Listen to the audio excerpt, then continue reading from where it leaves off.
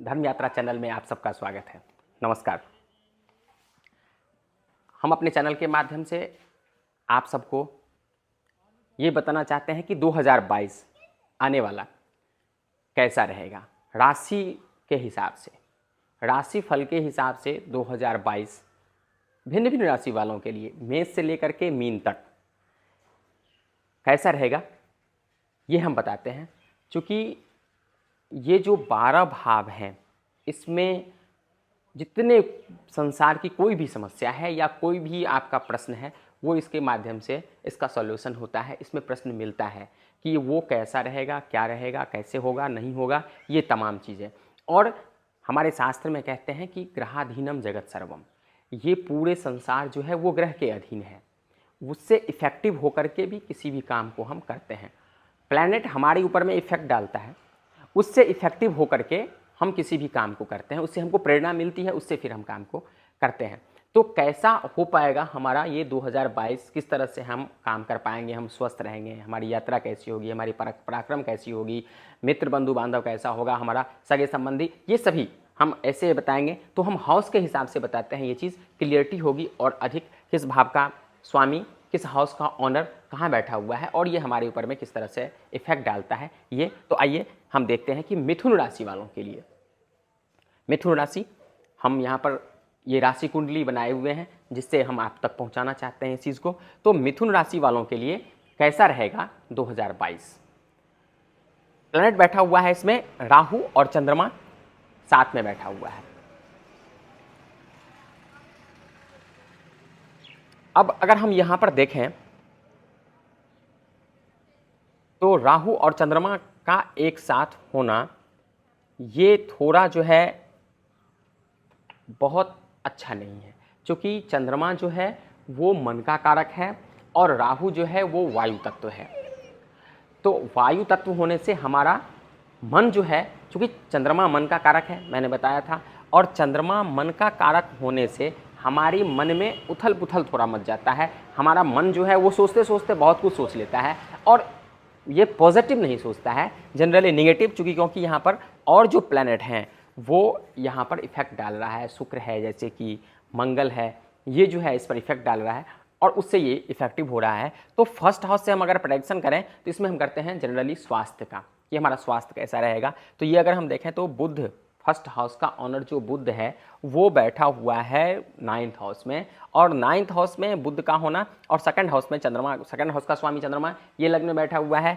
तो अगर हम देखें तो ये कंक्लूजन के तौर पे आपका स्वास्थ्य ठीक रहेगा, क्योंकि यहाँ पर शुक्र पंचमेश है और व्ययेश है। पंचमेश है तो शुभग्रह है शुक्र, शुक्र यहाँ पर बैठा हुआ है, वो लग्न को देख रहा है।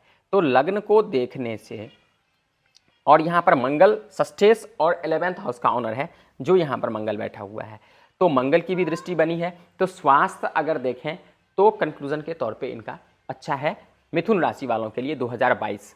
सेकंड हाउस से हम प्रेडिक्शन करते हैं वाणी का, अपने सगे संबंधी का, कुटुंब का, नेत्र का कई प्रेडिक्शन हम करते हैं, दक्षिण दाहिना आँख का हम प्रेडिक्शन करते हैं सेकंड हाउस से। सेकंड हाउस का ऑनर बैठा हुआ है चंद्रमा लग्न में, तो ये आपकी वाणी मृदु वाणी होगी। आप बड़े सरलता से किसी बात को बोलेंगे, आप अपनी बात को रखने में माहिर होंगे 2022 में मिथुन राशि वालों के लिए हम अभी बता रहे हैं। आपके कुटुंब परिवार, चूँकि लग्न से हमारा शरीर का प्रेडिक्शन हम करते हैं, स्वास्थ्य का प्रेडिक्शन हम करते हैं, तो आप ये समझिए कि धन का भी प्रेडिक्शन हम करते हैं। तो आपकी धन की कमी नहीं रहेगी 2022 में। आपके सगे संबंधी से उसका संबंध आपका बहुत बढ़िया रहेगा, आप वाणी आपकी बहुत बढ़िया होगा, आप बहुत जो भी किसी भी बात को बोलेंगे बड़े सरलता से बोलेंगे। तो आप अपने माने इस हिसाब से अगर हम देखें तो आप चतुर कहे जा सकते हैं, बड़े आराम से आपका जो है ये सेकंड हाउस का प्रेडिक्शन ये दिख रहा है। थर्ड हाउस का प्रेडिक्शन हम करते हैं, इसमें छोटी यात्रा, सगे संबंधी में मित्र, सखा, बंधु बांधव, छोटा भाई का प्रेडिक्शन करते हैं, पराक्रम, साहस का प्रेडिक्शन हम करते हैं। तो अगर हम देखें तो ये थर्ड हाउस का ऑनर सूर्य 10th हाउस में बैठा हुआ है, तो ये आपका बहुत बढ़िया है। शनि साथ में बैठा हुआ है, शनि भाग्येश भी है। तो ये जो आपका हम बताएं कि यहाँ पर आपके सहयोगी जो होंगे, आपके मित्र जो होंगे, फ्रेंड सर्किल जो होगा, उससे आपको बहुत सपोर्ट मिलेगा। अगर आपके छोटे भाई हैं घर में तो उनसे आपको फेवर मिलेगा, ये आपका बढ़िया होगा। और पराक्रम, जो आप काम कर रहे हैं उसमें भी आपको मन लगेगा, आप किसी भी काम को बहुत तल्लीनता से करेंगे, बड़े ऑनेस्टली करेंगे उस काम को आप। 4th हाउस से प्रेडिक्शन हम करते हैं जमीन जायदाद का, वाहन का, वाहन गाड़ी इत्यादि का, माता का प्रेडिक्शन हम करते हैं। तो 4th हाउस का ऑनर जो है बुध, वो बैठा हुआ है भाग्य स्थान में, केंद्र और त्रिकोण में बैठा हुआ है। त्रिकोण में बैठा हुआ है ये, चूंकि भाग्य स्थान को हम 9th हाउस को हम त्रिकोण कहते हैं, तो त्रिकोण में बैठा हुआ है। तो ये चूंकि ये लग्नेश भी है और बुध यहाँ पर बैठा हुआ है, तो ये आपका वाहन से सुख मिलेगा आपको, वाहन गाड़ी से जो भी हैं हमारे, इनसे आपको सुख मिलेगा, माता से सुख मिलेगा आपको। ज़मीन जायदाद अगर हैं तो आप हो सकता है कि नया इंफ्रास्ट्रक्चर आप उस पर तैयार कर रहे हों, ये चीज़ जो है यहाँ पर प्रेडिक्शन के तौर पे दिख रहा है। चूँकि सूर्य और शनि भी वहाँ पर 4th हाउस को देखता है, जो अपने घर का बैठा हुआ है। अपने घर का नहीं है, यहाँ पर शनि जो है वो भाग्येश है, तो भाग्येश शुभ ग्रह है, और शुभ ग्रह अगर ये 4th स्थान को देखता है तो ये आपका जो हाउस है, इससे जो भी हम अभी मैंने बताया कि इससे प्रेडिक्शन करते हैं वो आपका अच्छा होगा। 5th हाउस से हम प्रेडिक्शन करते हैं विद्या, बुद्धि, संतान, इसका ये शुक्र बैठा हुआ है 7th हाउस में। आपका जो है 5th हाउस का ऑनर जो है वो बैठा हुआ है 7th हाउस में, तो आपकी विद्या, और वो लग्न को देख रहा है, तो आपकी विद्या और बुद्धि जो होगी वो बहुत बढ़िया होगा। आप विद्या बुद्धि में आप जो आपका जो जिस भी सर्कल में हैं आप, तो आप अपने ब्रेन को बहुत सही दिशा में लगा पाएंगे। आप कहीं भी कोई भी ये दिशा निर्देश की आवश्यकता नहीं होगी, आप खुद अपने लेने के लिए तैयार हो जाएंगे कि हमारा जो डिसीजन मेकिंग प्रोसेस होगा वो आपका कमज़ोर नहीं होगा। 6th हाउस से हम प्रेडिक्शन करते हैं शत्रु का, रोग का, तो ये मंगल बैठा हुआ है आपका 7th हाउस में, और वो लग्न को देख रहा है। मंगल अगर हम देखें तो ये 11th हाउस का ऑनर भी है।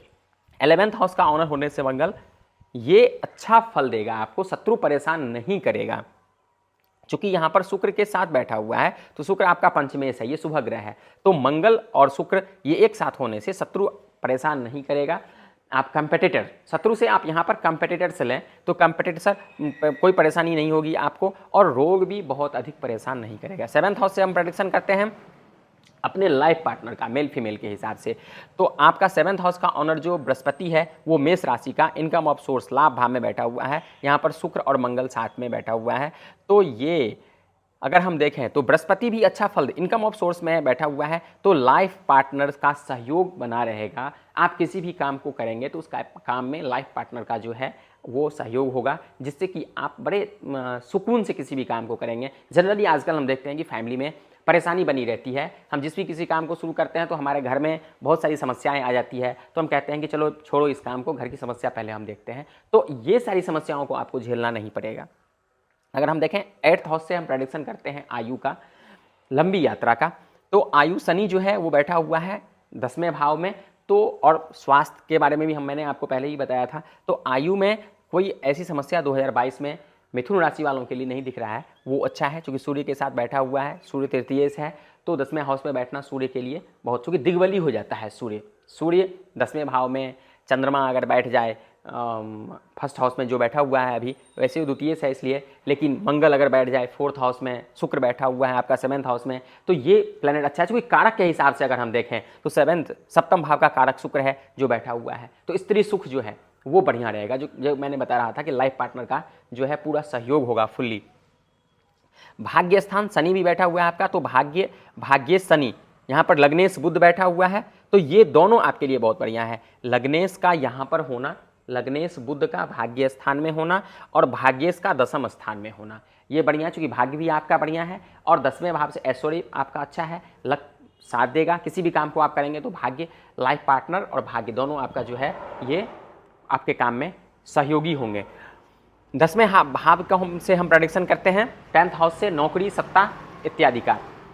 इसको अगर हम देखें तो ये 11th हाउस का में बैठा हुआ है 10th हाउस का स्वामी, तो आप जो नौकरी कर रहे हैं उसमें आपकी इनकम बढ़ेगी, आप कोई घटने वाली नहीं है। चूँकि यहाँ पर शनि भाग्येश भी बैठा हुआ है और सूर्य भी बैठा हुआ है, तो शनि सूर्य पॉजिटिविटी लाएगा, आपकी नौकरी में अच्छी उन्नति होगी और ये बढ़िया रहेगा। 11th हाउस का जो इनकम ऑफ सोर्स है इसका स्वामी मंगल बैठा हुआ है, तो मैंने पहले भी बताया था इस चीज़ को अभी वीडियो में कि मंगल जो है आपका लाइफ पार्टनर से पूरा सहयोग दिख रहा है। मंगल चूँकि इनकम ऑफ सोर्स का जो स्वामी है वो यहाँ पर बैठा हुआ है और 6th हाउस का भी स्वामी बैठ है मंगल, तो आपकी यहाँ पर ये कोई समस्या नहीं है। 11th हाउस भी आपका बढ़िया है, इनकम ऑफ सोर्स जो है वो भी आपका बढ़िया है।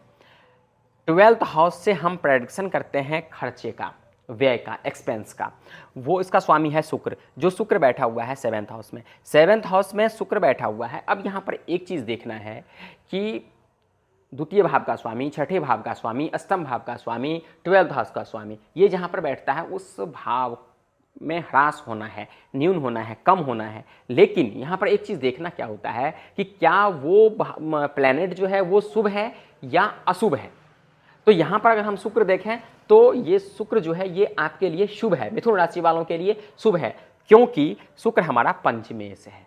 अब पंचमेश क्यों शुभ है? क्योंकि केंद्र और त्रिकोण इसका जो स्वामी होता है वो अच्छा फल देता है। तो पहले अच्छा उसके बाद बुरा, तो बुरा होना ही नहीं है। क्योंकि यहाँ पर ये पंचमेश है शुक्र, तो हम शुक्र को अपने पॉजिटिविटी के लिए लाएंगे, तो आपका एक्सपेंस नहीं होगा, जो आपका बजट है उसके तहत ही रहेंगे। कोई एक्सपेंस माने अपव्यय नहीं होना है, एक्स्ट्रा खर्चा कोई नहीं है कि हमारा बजट इससे जो है वो डगमगा रहा है, ऐसी कि मैंने ये हो रहा है, ये नहीं होगा। इस तरह की कोई समस्या नहीं दिख रही है। तो कंक्लूजन के तौर पे अगर हम देखें तो मिथुन राशि वालों के लिए 2022 बहुत बढ़िया होना है। लेकिन चंद्रमा और राहु एक साथ होने से ये थोड़ी समस्या यहाँ पर जो मन के बारे में मैंने बताया था, तो ये यहाँ पर ध्यान रखना है कि आप सोमवार के दिन शिव जी की पूजा करें बड़ी तल्लीनता से। अगर हो सके तो पर डे आप कर सकते हैं शिव जी की पूजा, चूँकि ये बढ़िया है आपके लिए।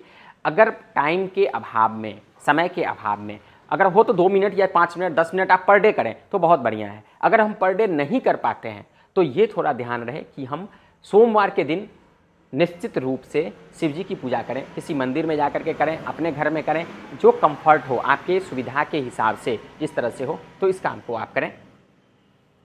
बहुत बहुत धन्यवाद।